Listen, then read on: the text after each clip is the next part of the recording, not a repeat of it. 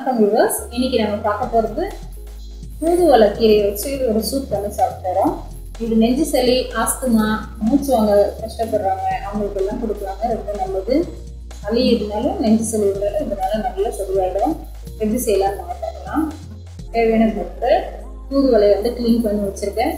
மிளகு, ஜீரகம் ஒரு ஸ்பூனு, கடுகு கொஞ்சம் தாளிக்க, உப்பு, சின்ன வெங்காயம் கொஞ்சம் கட் பண்ணி வச்சுருக்கேன், தக்காளி, இஞ்சி வந்து நல்லா வந்து இஞ்சியும் பூண்டையும் நல்லா நசுக்கி வச்சுருக்கேங்க. நல்ல தண்ணியில் வந்து இந்த முடக்க தண்ணியை போட்டு வேக வச்சுருவேன். ஒரு 5 நிமிஷம் வெந்தாலே நல்லா வந்து வெந்துடும். வெந்த உடனே அது கலர் சேஞ்ச் ஆகலையும் நம்ம தெரிஞ்சிடும் வேண்டது. அதை எடுத்து நம்ம ஆற வச்சுக்குவோம். இந்த தண்ணியை நம்ம வந்து வேஸ்ட் பண்ண வேண்டாம். அந்த தண்ணியை அப்படியே வச்சுக்குவோம். நம்ம சூப்புக்கு அப்புறம் ஃபைனலாக இதையை வந்து யூஸ் பண்ணிக்கலாம். ஆறுனதுக்கப்புறம் மிக்சியில் போட்டு அரைச்சிக்கலாம். ஃபஸ்ட்டு வந்து எண்ணெய் ஊற்றிட்டு கொஞ்சம் தாளிக்கிறதுக்காக எண்ணெய் ஊற்றுறேன். கடுகு ஊற்றிக்கிறோம். தூதுவளையை வந்து வெறும் பச்சை இலையை அப்படியே நல்லா அலசிட்டு அரைச்சி மாவில் ஊற்றி தோசையாக ஊற்றலாம். இஞ்சி பூண்டை போட்டுக்கோங்க. கடுகு வச்சுக்கோங்க. வாரத்தில் 2 நாள் தூதுவளை எடுத்துக்கிட்டிங்கன்னா உங்களுக்கு சளி பிரச்சனையே இருக்காதுங்க. அதனால மேக்ஸிமம் உங்களுக்கு கிடைக்கும் போதெல்லாம் தூதுவளை யூஸ் பண்ணுவோம். சின்ன வெங்காயம் போட்டுக்கிறோம். வெங்காயம் வதங்கினோடனே தக்காளியும் போட்டுக்கிறோம்.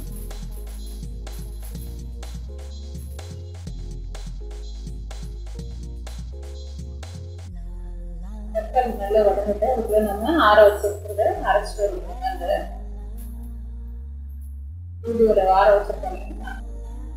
கொஞ்சம் போட்டுக்கோங்க. தேவையான அளவுக்கு மஞ்சள் பொடி கொஞ்சம்,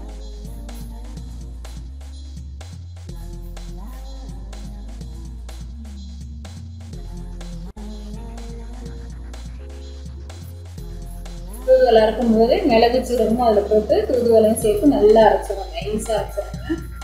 அரைச்சிட்டு அதை இதோடு சேர்த்துக்குவோம். கொஞ்சம் பச்சை வாசம் போகிற வரைக்கும் நல்லா கொதிக்கணும். கொதிச்சுதுன்னா இதை நீங்கள் அப்படியே வந்து ரசம் மாதிரியும் போட்டுக்கலாம், இல்லைன்னா வடிகட்டி சூப் மாதிரியும் நீங்கள் போட்டுக்கலாம்.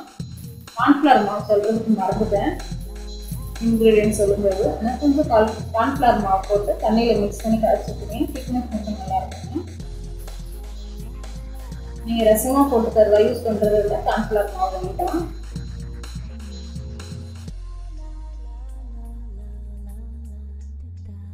தூதுவளை சூப்பு ரெடி ஆயிடுச்சு. நீங்களும் இதை வீட்டில் ட்ரை பண்ணி பாருங்கள். எப்படி இருக்குன்னு கமெண்ட்டில் சொல்லுங்கள். இந்த வீடியோ உங்களுக்கு பிடிச்சிருந்தா லைக் பண்ணுங்கள், ஷேர் பண்ணுங்கள், மறக்காமல் சப்ஸ்கிரைப் பண்ணுங்கள்.